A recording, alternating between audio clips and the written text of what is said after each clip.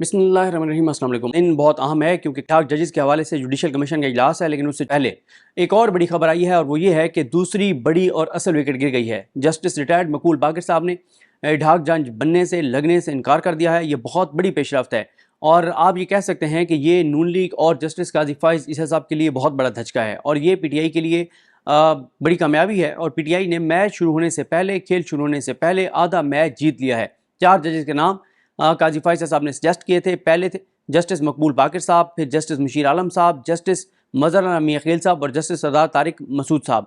अब जब मकबूल बाकर साहब ने रिफ्यूज़ किया है तो अब दबाव बहुत ज़्यादा बढ़ गया है जस्टिस सरदार तारिक मसूद साहब पर और जस्टिस मजहर मियां खलील साहब पर। और वो इसलिए भी दबाव बढ़ गया है कि वकला तंजीमें कराची से लेके पेशावर तक वकला तंजीमों के सख्त बयान आ रहे हैं। वकला तंजीमें मजम्मत कर रही हैं। वकला तंजीमें वाज़ेह तौर पर कह रही हैं कि अगर इन चाबी वाले खिलौनों को जजेस इडहाक जजेस लगाया गया तो इन किरदारों के ख़िलाफ़ ये जो कुछ सियासी जमातों के कारकुन के तौर पर काम करते रहे ये रिटायर्ड जजेस और इनके फाइनेंशियल मफादात हैं कुछ सियासी जमातों के साथ, वकला कहते हैं कि हम इनके ख़िलाफ़ भरपूर एहतजाज करेंगे और भरपूर कैंपेन चलाएंगे।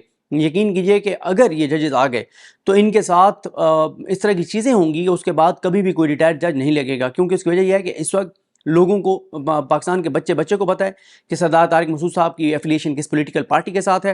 पाकिस्तान के बच्चे को पता है कि जस्टिस रिटायर्ड मजहर मियां खलील साहब की एफिलिएशन किस पॉलिटिकल पार्टी के साथ है। मसला ये है कि अगर जस्टिस मजहर मियां खलील साहब की किसी जमात के साथ वाबस्तगी नहीं है तो उनको निगरान हुकूमत में नौकरी क्यों दे दी गई, उनको मतलब नौकरी पे भर्ती क्यों किया गया। अब वो खुद भर्ती हुए हैं, किसी से सिफारिश करवाई है।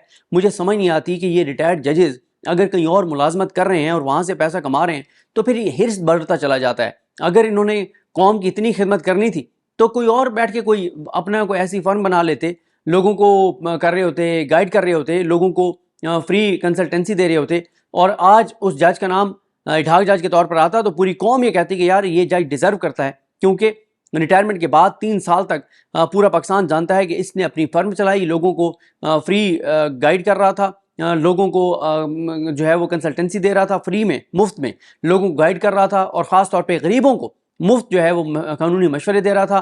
तो ये जज डिज़र्व करता है। लेकिन ऐसे जजेस जो रिटायरमेंट के बाद जो सियासतदान बन जाए, जो पॉलिटिकल पार्टीज़ के पहले भी जब जुडिशरी में बैठे हों उस वक्त भी वर्कर हों और एक मखसूस जमात के हक़ में फ़ैसले दें और उस जमात के ताबेदार बनकर रहें और जब रिटायर हो जाएं फिर खुल के ही आ जाएं उस जमात के हक़ में और फिर दोबारा जनाब भर्ती हो जाएं सुप्रीम कोर्ट में 50 लाख रुपए में। एक जज पूरी कौम को, पाकिस्तान की कौम को, आपके मुझे, हम सबको एक जज 50 लाख रुपए में पड़ेगा। उसके घर का खर्चा, उसके घर की बिजली गैस के बिल, उसके घर का किचन हम लोगों के पैसे से चलेगा, उसका इलाज हम लोगों के पैसों से होगा।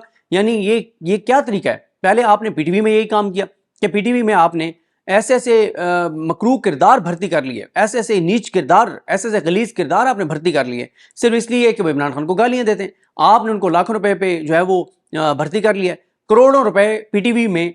यानी एक तो है ना जो शुरू से काम कर रहे हैं, जो मेरिट पर आए हैं, उनको तो वो तो ठीक है, वो उनकी तो तनख्वाहें, उनके ऊपर कोई इतराज़ नहीं है। कोई मेरिट पे आया है, कोई लायक है, कोई वाकई पाकिस्तान का जो स्टेट टेलीविजन है उसको बेहतर बना सकता है, उनके ऊपर कोई इतराज़ नहीं है। लेकिन ऐसे ऐसे किरदार जिनका पता है कि उनकी खिदमत यह है कि वो गालम गलोच करते हैं, इमरान खान की फैमिली पर अटैक करते हैं, लोगों की फैमिलीज पर अटैक करते हैं, मुंह से गंद उगलते हैं और इंतहाई गलीज, नीच और मकरूह किरदार हैं, उनको भर्ती किया गया, करोड़ों रुपए उनके ऊपर खर्च हो रहे हैं। तो ये क्या तरीका है। मतलब अब आप देखें, मकबूल बाकर साहब जो है वो पॉलिटिकल फिगर हैं, वो निगरान वज़ीर आला रहे, मुतनाज़ा तरीन निगरान वज़ीर आला रहे, गैर आइनी वज़ीर आला रहे। उन्होंने जो कराची के इंतखाबात अपनी सुपरविजन में करवाए हैं, वो उस कराची के इंतखाबात कराची वालों को पता होगा। बता दें कराची वाले कि उन्होंने वोट किसको डाला था और निकला किसको है। कराची जो है उसमें कराची में सबसे ज़्यादा खिलवाड़ जो है वो कराची में हुआ है और रावलपिंडी डिवीजन में हुआ है। अच्छा, रावलपिंडी डिवीजन में तो कमिश्नर रावलपिंडी चट्टा साहब का बयान आ गया था। आज तक चट्टा साहब को कोई पता नहीं है कि वो कहाँ पर है।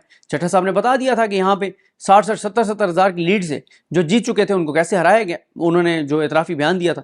और कराची में तो शायद इससे भी ज़्यादा हुआ है, क्योंकि मैं तो कराची जब गया और मैं लोगों से पूछा, मुझे तो कोई नहीं मिला जिसने कहा हो कि हमने एमक्यूएम को वोट डालना है या पीपल्स पार्टी को वोट डालना है। हाँ, जमात इस्लामी का वहाँ पे है। हाफिज़ नईम और रहमान साहब ने जिस तरह से वहाँ पे काम किया है, जिस तरह से कराची के लिए जंग लड़ी है, तो उनका जमात इस्लामी का वोट बैंक है। यानी आपको मोस्टली जो मिलते हैं वो पीटीआई और जमात इस्लामी के मिलते हैं। एमक्यूएम का तो एक बंदा नहीं मिलता था। ये तो इसलिए फिर लतीफ़ा भी बना था ना کہ ایم کے والوں کو کہا گیا کہ مطلب اگر 18 سیٹیں ہیں مثال کے طور پہ، مجھے اب کنفرم نہیں ہے، تو ان کو کہا گیا تھا کہ وہ آپ کا 19واں بھی ہم جتوا رہے ہیں. انہوں نے کہا 19واں تو ہمارا امیدوار ہی نہیں ہے. یہ لطیفے کے طور پہ آیا تھا، یعنی ان کو اتنی سیٹیں دی جا رہی تھیں جتنے ان کے امیدوار بھی نہیں تھے. یہ حالات ہیں. اور وہ الیکشن کس نے کروائے؟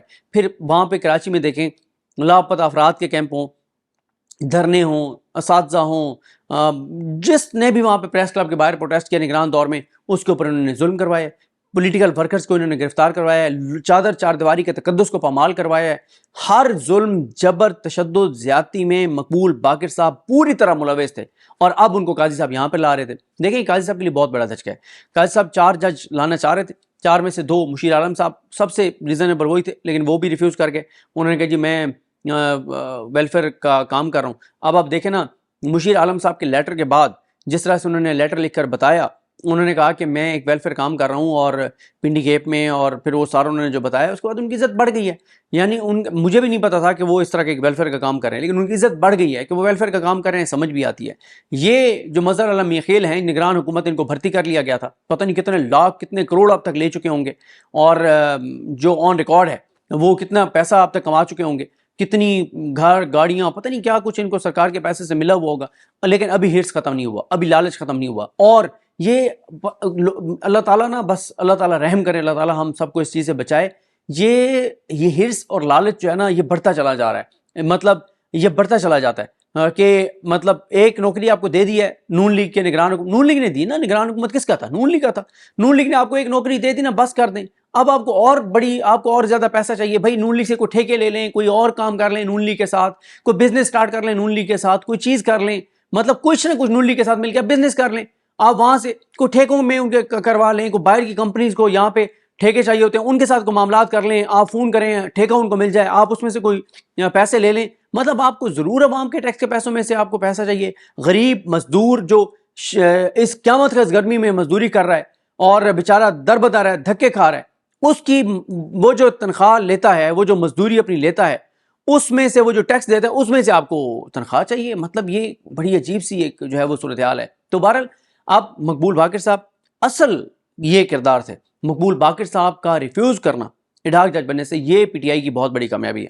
یہ اس وقت نواز شریف کو سمجھ نہیں آ رہی ہوگی کہ میاں صاحب اپنے آپ کو کاٹ رہے ہوں گے کہ کیا ہوا ہے کہ مقبول باقر صاحب نے بھی انکار کر دیا. کیونکہ میاں نواز شریف جو ہے وہ بہت ایکسائٹڈ تھے کہ بس وہ مقبول باقر صاحب آئیں، اور وہ 2 ججز کی وجہ سے میاں صاحب بہت زیادہ ایکسائٹڈ ہیں. ایک مقبول باقر صاحب کی وجہ سے، ایک سردار طارق مسعود صاحب کی وجہ سے. ان کے اوپر میاں صاحب بہت خوش ہیں، اور میاں صاحب کا یہی ہے کہ بس یہ 2 جج آئیں اور پی ٹی آئی کے ہر کیس میں ان کو بٹھائیں، پی ٹی آئی کا ہر کیس ان کے پاس لگائیں، پی ٹی آئی کے ہر معاملہ ان کے پاس لگائیں. میاں صاحب تو چاہتے ہیں کہ ہر چیز عمران خان کی ان کے پاس لگے، مقبول باقر صاحب اور سردار طارق مسعود صاحب. کیونکہ میاں صاحب کو پتہ ہے کہ مقبول باقر صاحب وہ ہیں جنہوں نے نون لیگ والوں کو نیب کی ضمانتیں دی، اس کے بعد قاضی فیصل صاحب کے حق میں فیصلہ دیا جو ان کے پراپرٹی سامنے آئی تھی ان کی بیوی بچوں کی. پھر اس کے بعد نگران وزیر اعلیٰ کے طور پہ بھی انہوں نے ڈیلیور کیا اس نظام کو. پھر سردار طارق مسعود صاحب ہیں، انہوں نے جس طرح سے شریف خاندان کے حق میں جو چیزیں کی، قاضی صاحب کو جو سپورٹ کیا، اور انہوں نے سردار طارق مسعود صاحب نے ایک کے بعد دوسری، دوسری کے بعد تیسری، تیسری کے بعد 10ویں گرفتاری تک کے جو ہائی کورٹس کے فیصلے تھے روکنے کے، ان کو انہوں نے سردار طارق مسعود صاحب نے ان فیصلوں کو پہ ہائی کورٹس کے ہاتھ باندھے. اور پھر میاں صاحب کو وہ جج کیوں نہ پسند آئے جو جج آئین کی کتاب پھینک کر کہے کہ پتہ نہیں یہ بنیادی انسانی حقوق میں کہاں لے جائیں گے. میں یہ سمجھتا ہوں کہ صرف یہ ایک نقطہ ہی کافی ہے ان کو اڈاک جج لگانے سے روکنے کے لیے، کہ جس شخص کے دل میں آئین کی اتنی نفرت ہو کہ وہ آئین کی کتاب پھینک دے اور کہے کہ بنیادی انسانی حقوق میں پتہ نہیں کہاں لے جائیں گے، وہ شخص سپریم کورٹ کا اڈاک جج لگ سکتا ہے. اس کو تو جج رہنے کا حق نہیں ہے. اور کیا یہ جو نام ہیں 4 جو نام دیے گئے تھے، کیا ان میں سے یہ چیک کر لیا گیا ہے کہ ایک کی ڈگری جو ہے وہ جعلی نہیں ہے، اور وہ اس لیے ٹائم پورا کر گیا کہ وہ اس نظام کا لاڈلا تھا اور اس نے ہمیشہ اس نظام کو ڈیلیور کیا، اس لیے اس کے خلاف کوئی مسئلہ نہیں بنا اور وہ چلتا رہا. کیا یہ کنفرم ہو گیا کہ ان 4 کی ڈگریاں جو ہیں وہ ٹھیک ہیں، ایک کی ڈگری جعلی نہیں ہے؟ کیا یہ ٹھیک ہو گیا؟ یہ پتہ چل گیا؟ تو پھر آپ کیسے لگا رہے ہیں؟ میرا خیال ہے اب مشیر عالم صاحب نے تو خیر اپنا قد کٹ بہت اوپر لے گئے ہیں نا، اور وہ تو انہوں نے جو بتایا کہ جو وہ کر رہے ہیں ویلفیئر کا کام. مقبول باقر صاحب عزت انہوں نے اپنی بچائی ہے، کیونکہ کراچی سے پشاور تک بغاوت ہو گئی ہے، وکلا تنظیموں نے بغاوت کی ہے. انہوں نے کہا کہ ہم ان کو گھر تک چھوڑ کر آئیں گے، ہم کسی ضرورت ان کو اڈاک جج نہیں لگنے دیں گے. اور تیسری بات یہ بھی تھی کہ وہ پی ٹی آئی کی سوشل میڈیا کیمپین کام کر گئی، جس میں انہوں نے کہا کہ ہم ان کا پورا ایک پیپر جاری کریں گے جس میں ہم بتائیں گے کہ ان کا کس کا بیٹا کس کا داماد کس طرح سے اس حکومت اس نظام کا بینیفیشری ہے، ان کے فیملی ممبرس کہاں کہاں اس نظام کے بینیفیشری ہیں، کہاں کہاں ان کو نوکریاں دی گئی ہیں، کہاں کہاں بیٹھے ہیں۔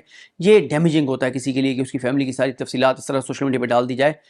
یہ مجھے لگتا ہے کہ ایک یہ بھی جو ہے وہ خوف تھا، اور پھر یہ بھی ایک خوف تھا کہ یہ اتنے بدنام نام ہیں کہ جب یہ اوپن کورٹ میں آ کے بیٹھتے کوئی کیس سننے کے لیے تو عام سائل جو سندھ اندرون سندھ کا کہیں کا ہوتا، بلوچستان کی کہیں مطلب وہ کہیں دور دراز سے اس کا کیس ہوتا، وہ کے پی کے بیک ورڈ علاقوں سے ہوتا، ساؤتھ پنجاب کے بیک ورڈ علاقوں سے ہوتا، وہ بھی آ کے یہ کہتا ہے کہ سر آپ ریٹائرڈ جج ہیں، مجھے آپ اعتماد نہیں ہے، آپ میرا کیس نہ سنیں۔ تو کیا وہ عام جو ایک سائل ہوتا، جو عام بالکل عام سائل ہوتا، اس پہ کیا کرتے؟ کنٹمپٹ لگا دیتے، اس کو جیل بھیج دیتے۔ وہ خوش ہو جاتا کہ چلو جیل میں مجھے روٹی تو مل رہی ہے 3 ٹائم، وہ بیچارہ باہر تو وہ بھی اس کے لیے مسئلہ ہے 3 ٹائم کی روٹی بھی۔ تو اس لیے ابھی بھی آنے دیں ان کو، سردار طارق مسعود صاحب اور آئیں نا مظہر علی خیل صاحب، یہ دونوں ججز آئیں نا، یہ دونوں ججز آئیں، اور پھر ان کو دونوں ججز کو لگ سمجھ آئے گی کہ کس طرح سے چیزیں ان کے لیے اوپن کورٹ میں ہوتی ہیں، اتنا آسان نہیں ہوگا۔